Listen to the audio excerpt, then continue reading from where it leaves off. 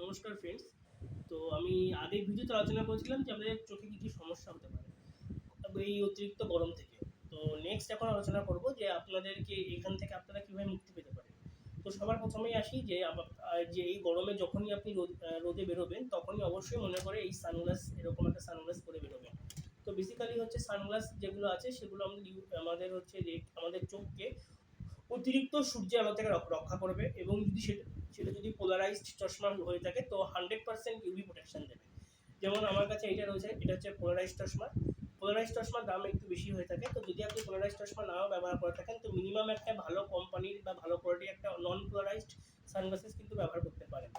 So এবং আমি তো বলবো সানগ্লাস প্রত্যেকেরই এবং অবশ্যই ব্যবহার করা উচিত যখনই বাইরে রোদে বেরোবেন, নাম্বার 1।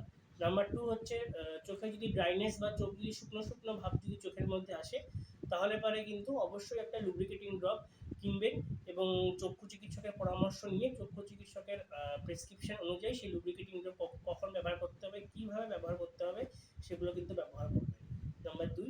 নাম্বার 3 হচ্ছে যে কখনোই কিন্তু ঘন ঘন চোখের মধ্যে জলের ঝাপটা দেবেন না, কারণ জলের ঝাপটা থেকে অনেক সময় চোখের অশ্রু বা চোখের যে টিয়ারের যে লিপিড লেয়ার থাকে সেটা কিন্তু ধুয়ে যেতে পারে। নাম্বার 3। নাম্বার 4 হলো যে সবসময়তেই চেষ্টা করবেন যে যতটা সম্ভব এই রোদে বাইরে না থাকতে, যদি কোনো ইমার্জেন্সি কাজ না পড়ে। কিন্তু যদি বাইরে থাকতে হয় তাহলে অবশ্যই ছাতা এবং হচ্ছে টুপি ব্যবহার করবেন, এবং যতটা সম্ভব ছায়াযুক্ত অঞ্চলে থাকার চেষ্টা করবেন। এছাড়া নিজের সঙ্গে সবসময় হচ্ছে পারলে ওআরএস গুলিয়ে সেই জল ব্যবহার করবেন, ওআরএস জল ব্যবহার করবেন।